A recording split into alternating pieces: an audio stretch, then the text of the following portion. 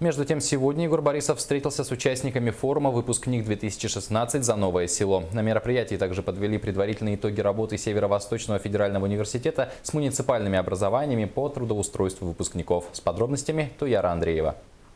Удержать молодежь на селе – это важная часть политики руководства республики в аграрном секторе. Еще в 2012 году Егором Борисовым был подписан указ о ежемесячных денежных выплатах молодым специалистам сельскохозяйственных организаций. Только за прошлый год денежную поддержку получили более 460 выпускников. Сегодня работают различные программы по привлечению молодежи в сельскую местность.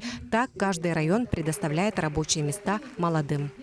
Я знаю, что сегодня Сунтарский улус, например, открывает 126 вакансий для того, чтобы принять молодых специалистов. 60 вакансий открывает Мигина Кангаласский улус. Цифры разные, но все работали. Алдан, Ленск, Тампонский, Верхоянский район для того, чтобы вот ребята, которые сегодня собрались ехать, здесь сидят в основном врачи. Прежде всего, почему-то большая категория в этом году это врачи, учителя, а вот потом идут строительные специальности, сельскохозяйственные специальности. Из числа дипломированных специалистов в стенах университета создали команды для работы в сельской местности. Участники сборных представили членам правительства и главам муниципальных образований свои проекты. Среди них проект «Начинающий фермер» для реализации в Тятинском улусе, проект создания медицинского центра здоровья женщины для жителей Нижнего Бестяха, а также социальный проект медицинского сопровождения семьи с самого начала. После подготовки выпускниками дорожных карт для реализации озвученных идей им предоставят возможность участия в госпрограммах. И вот тот проект, который мы сегодня видели, в частности по здравоохранению, да, это вот педиатрический проект, это уникальный проект, потому что, вы знаете, мы всегда говорим, что здравоохранение, да, охранить надо, сохранить надо то, что есть. А этот проект, вот эти ребята, они пошли дальше.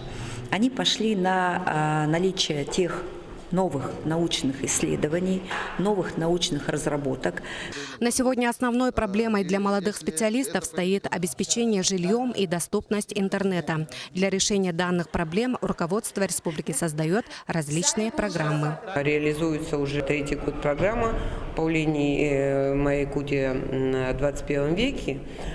Принято решение о том, что мы за счет этой программы будем строить в сельской местности, только в сельской местности, это не касается районных центров, строим 4-квартирные дома для молодых специалистов. Эта программа очень востребована, и сегодня вот молодые специалисты, которые едут в сельскую местность, они и главы муниципальных образований, они считают, что эта программа тоже очень востребованная. Чтобы эти программы продолжали работать, очень важна поддержка как на республиканском, так и на федеральном уровне. Сейчас у нас проходит праймерис по всей территории Республики Саха-Якутия. У нас сейчас задача стоит, чтобы на нашем федеральном уровне наши интересы отстаивали опытные руководители, которые могут ставить вопросы молодежи, вопросы трудоустройства молодежи в промышленных предприятиях. И самыми достойными являются Галина Кентиданчикова и Юрий Степанович Куприянов. Люди, которые работали с молодежью, работают с нами и будут эффективно отстаивать наши интересы. Какой будет жизнь на селе, зависит и от молодых специалистов.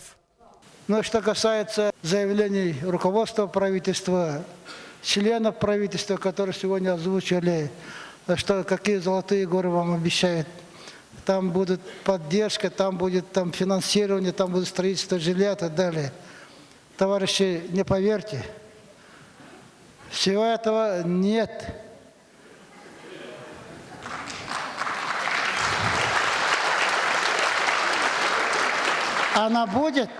Она будет только в том случае, если вы сами будете стремиться к этому. Если вы будете стремиться жилье строить, поддержка будет. Не будете сидеть ждать, государство поможет ли вам или не поможет. Никогда жилье не построите за счет государства. Туяра Андреева, Гаврил Дичков, НВК Саха, Якутск.